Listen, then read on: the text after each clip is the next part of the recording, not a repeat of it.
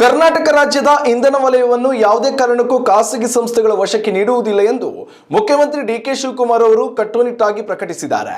ರಾಜ್ಯದ ಸುಮಾರು 19 ಜಿಲ್ಲೆಗಳಲ್ಲಿ ಇಂಧನ ಸರಬರಾಜು ಜವಾಬ್ದಾರಿಯನ್ನು ವಹಿಸಿಕೊಳ್ಳಲು ಮುಂದೆ ಬಂದಿರುವ ಖಾಸಗಿ ಕಂಪನಿ ಟಾಟಾ ಪವರ್ ಸಂಸ್ಥೆಯ ಪ್ರಸ್ತಾಪಕ್ಕೆ ಇಲಾಖೆಯ ಸಿಬ್ಬಂದಿ ವರ್ಗದಿಂದ ತೀವ್ರ ಆಕ್ಷೇಪ ವ್ಯಕ್ತವಾಗಿದೆ. ನೌಕರರ ಈ ಹಿತರಕ್ಷಣೆಯ ಹೋರಾಟಕ್ಕೆ ಇಂಧನ ಸಚಿವ ಕೆಜೆ ಜಾರ್ಜ್ ಅವರು ಕೂಡ ಸಂಪೂರ್ಣ ಬೆಂಬಲ ಘೋಷಿಸಿದ್ದಾರೆ. ನಗರದ ಅರಮನೆ ಮೈದಾನದಲ್ಲಿ ಕರ್ನಾಟಕ ವಿದ್ಯುತ್ ಪ್ರಸರಣ ನಿಗಮ ನೌಕರರ ಸಂಘ ಹಾಗೂ ಅಸೋಸಿಯೇಷನ್ ಒಕ್ಕೂಟದ ವತಿಯಿಂದ ಆಯೋಜಿಸಲಾಗಿದ್ದ ಬೃಹತ್ ಸಮಾವೇಶದಲ್ಲಿ ಡಿಕೆ ಶಿವಕುಮಾರ್ ಪಾಲ್ಗೊಂಡು ಮಾತನಾಡಿದರು. ಸಾರ್ವಜನಿಕರ ಕೋಟ್ಯಾಂತರ ರೂಪಾಯಿ ತೆರಿಗೆ ಹಣ ಹಾಗೂ ನೌಕರರ ದಶಕಗಳ ಪರಿಶ್ರಮದಿಂದ ನಿರ್ಮಾಣವಾಗಿರುವ ಈ ಬೃಹತ್ ಇಂಧನ ವ್ಯವಸ್ಥೆಯನ್ನ ಖಾಸಗಿಯವರು ಬಂದು ಸುಲಭವಾಗಿ ಲಾಭ ಮಾಡಿಕೊಳ್ಳಲು ಬಿಡುವುದಿಲ್ಲ ಎಂದು ಅವರು ಎಚ್ಚರಿಸಿದರು.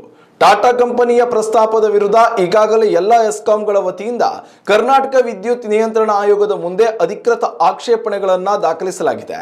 ಮುಂಬರುವ ಸಚಿವ ಸಂಪುಟ ಸಭೆಯಲ್ಲಿ ಈ ಸೂಕ್ಷ್ಮ ವಿಷಯವನ್ನು ಸುದೀರ್ಘವಾಗಿ ಚರ್ಚಿಸಿ ನೌಕರರ ಪರವಾಗಿ ಅಂತಿಮ ತೀರ್ಮಾನ ಕೈಗೊಳ್ಳಲಾಗುವುದು ಎಂದು ಭರವಸೆ ನೀಡಿದರು. ಇದೇ ಸಂದರ್ಭದಲ್ಲಿ ಮಾತನಾಡಿದ ಇಂಧನ ಸಚಿವ ಕೆಜೆ ಜಾರ್ಜ್, ರಾಜ್ಯದ ಜನರಿಗೆ ನಿರಂತರ ಹಾಗೂ ಗುಣಮಟ್ಟದ ವಿದ್ಯುತ್ ಒದಗಿಸಲು ಇಲಾಖೆಯು ಸಂಪೂರ್ಣ ಸಜ್ಜಾಗಿದೆ ಎಂದರು. ಮುಂಬರುವ 25 ವರ್ಷಗಳ ಅವಧಿಯನ್ನು ಗಮನದಲ್ಲಿಟ್ಟುಕೊಂಡು ದೂರದೃಷ್ಟಿಯ ಇಂಧನ ಭದ್ರತಾ ಯೋಜನೆಯನ್ನು ರೂಪಿಸಲಾಗುತ್ತಿದೆ. ರೈತರ ಜಮೀನುಗಳಲ್ಲಿ ಸೋಲಾರ್ ಪಾರ್ಕ್ ಅಳವಡಿಕೆ ಮತ್ತು ದೀರ್ಘಾವಧಿ ಒಪ್ಪಂದಗಳ ಮೂಲಕ ಇಲಾಖೆಯನ್ನು ಸ್ವಾವಲಂಬಿಯನ್ನಾಗಿ ಮಾಡಲು ಕ್ರಮ ಕೈಗೊಳ್ಳಲಾಗುತ್ತಿದೆ ಎಂದು ವಿವರಿಸಿದರು. ಈ ಬೃಹತ್ ಸಮಾರಂಭದಲ್ಲಿ ನೌಕರರ ಸಂಘದ ಪ್ರಮುಖ ಪದಾಧಿಕಾರಿಗಳು ಹಾಗೂ ವಿದ್ಯುತ್ ನಿಗಮಗಳ ಉನ್ನತ ಅಧಿಕಾರಿಗಳು ಉಪಸ್ಥಿತರಿದ್ದರು.